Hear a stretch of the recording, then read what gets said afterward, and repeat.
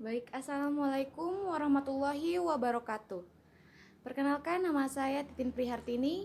Saya dari mahasiswa Universitas Sultan Ageng Tirtayasa, kelas 3A. Dan di sini saya akan menjelaskan apa itu retensi urin, penyebabnya, dan tata laksananya. Yang pertama yaitu apa itu retensi urin. Retensi urin adalah suatu penumpukan urin di kandung kemih dan tidak mempunyai kemampuan untuk mengosongkannya secara sempurna. Itu menurut Kapita Selekta Kedokteran. Dan sedangkan menurut Brunner dan Sudat, yaitu retensi urin adalah ketidakmampuan untuk melakukan urinasi meskipun terdapat keinginan atau dorongan terhadap hal tersebut. Yang selanjutnya yaitu etiologinya. Etiologi retensi urin yang pertama yaitu vesikal, di mana adanya kerusakan pada pusat miksi yaitu di medula spinalis dan kerusakan saraf simpatis dan parasimpatis. Contohnya yaitu cedera tulang belakang spinalis. Yang kedua yaitu vesikal, di mana terjadi kelemahan otot detrusor dan terjadi kelemahan otot detrusor pada kandung kemih. Dan contohnya itu seperti penyakit neurologis seperti stroke, seperti multiple sclerosis, dan lain sebagainya. Yang ketiga yaitu ada intravesikal, di mana atau distal kandung kemih, yaitu contohnya seperti pembesaran prostat, batu uretra, struktur uretra, dan lain sebagainya. Yang keempat yaitu ada infeksi, di mana contohnya yaitu infeksi saluran kemih. Yang kelima yaitu bisa juga terjadi karena obat-obatan seperti antidepresan, anti kejang, antihistamin, dan lain sebagainya. Dan klasifikasi retensi urin itu terbagi menjadi dua. Yang pertama retensi urin akut dan retensi urin kronis. Retensi urin akut biasanya terjadi secara tiba-tiba dan dirasakan nyeri hebat dan buli-buli terisi penuh. Sedangkan retensi urin kronis yaitu terjadi lama dan tidak ada rasa nyeri. Contohnya seperti pembesaran prostat. Selanjutnya yaitu obat-obatan untuk retensi urin. Saya di sini mengambil yaitu yang pertama tamsulosin, di mana untuk memudahkan buang air kecil. Yang kedua yaitu ada finasteride dan dutasteride, di mana untuk menyusutkan ukuran prostat. Jika terjadi pada BPH, pasien akan dilakukan operasi. Misalnya, yang pertama yaitu TURP, di mana transurethral resection of the prostate, atau TURP disingkat, yaitu untuk mengangkat kelebihan jaringan prostat. Yang kedua yaitu TUIP, atau transurethral incision of the prostate, yaitu operasi ini tidak mengangkat jaringan, namun untuk melakukan irisan kecil pada prostat agar urin menjadi lancar. Dexmedis atau diagnosa medis pada retensi urin itu terdapat banyak, namun saya di sini hanya menyebutkan beberapa saja. Yang pertama yaitu BPH, yang kedua ISK, batu uretra, struktur uretra, fimfosis, dan lain sebagainya. Nah, untuk tanda gejala di retensi urin ini, yang pertama yaitu didapatkan rasa nyeri hebat pada perut bagian bawah atau biasa disebut suprapubis hingga genitalia. Yang kedua yaitu tumor, di mana pada tumor perut pada bagian bawah. Yang ketiga ada tidak dapat kencing atau kadang urin menetes namun tanpa disadari oleh pasien tersebut. Yang selanjutnya yaitu pemeriksaan penunjang. Pemeriksaan penunjang yang pertama yaitu photophilus abdomen, menunjukkan bayangan buli-buli penuh atau seperti bayangan batu opak pada buli-buli atau pada uretra. Yang kedua yaitu uretrografi, di mana akan ada tampak adanya struktur uretra.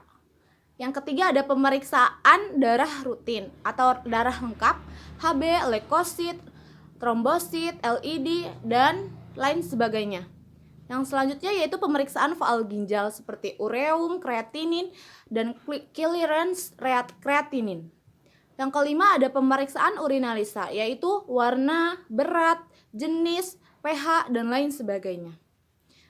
Nah, untuk pengkajian primer atau pengkajian ABCDE pada kegawat daruratan untuk retensi urin, yang pertama yaitu A atau airway, tidak ada obstruksi atau kaji ada tidaknya benda asing pada jalan nafas.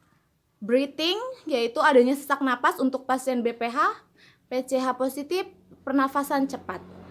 Nah, untuk sirkulasi, yaitu tekanan darah meningkat, nadi cepat, bunyi jantung namun normal, dan pasien tidak bisa berkemih atau dribbling, di mana pasien hanya berkemih namun hanya menetes.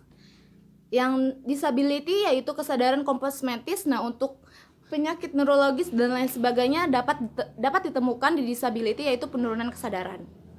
Nah, untuk exposure, di mana tadi sudah disebutkan adanya rasa nyeri pada bagian suprapubik, namun tidak ada luka.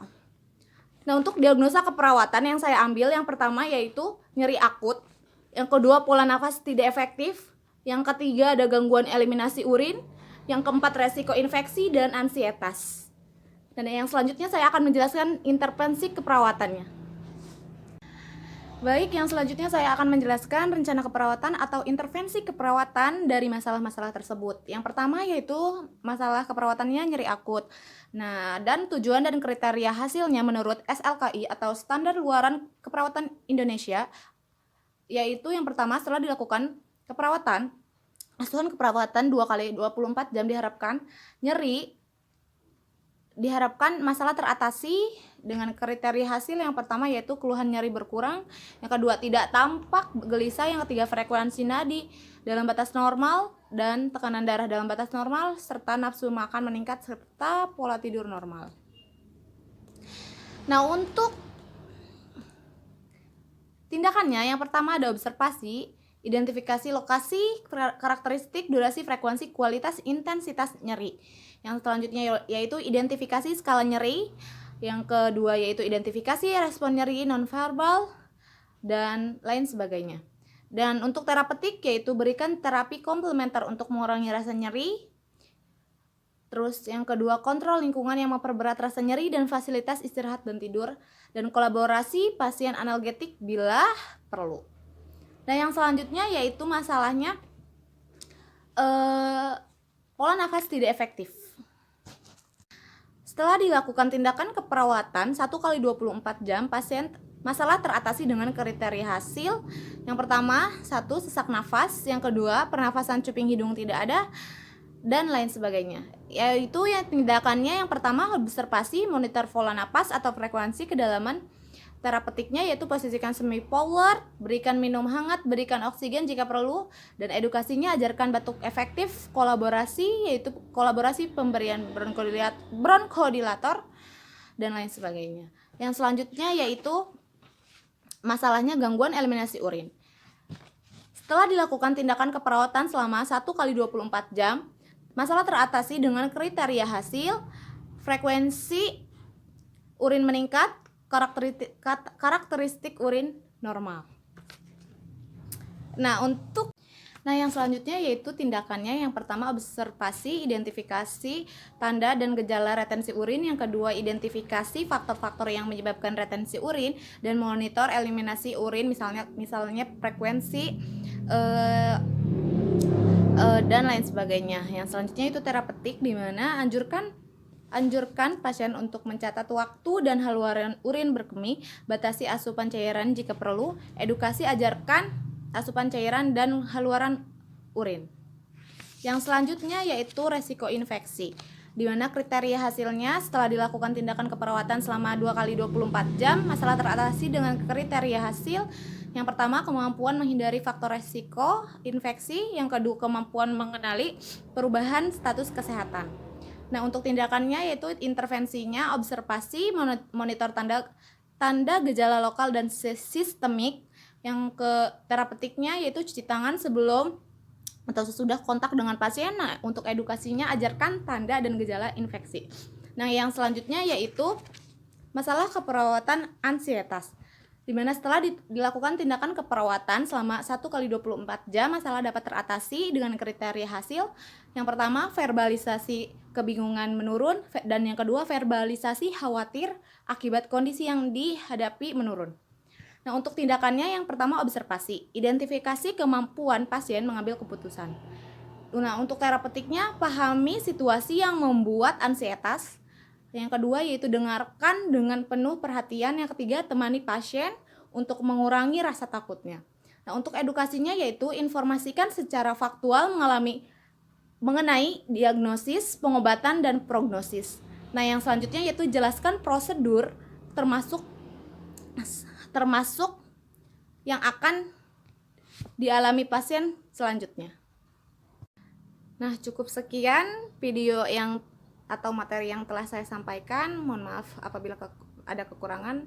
Assalamualaikum warahmatullahi wabarakatuh.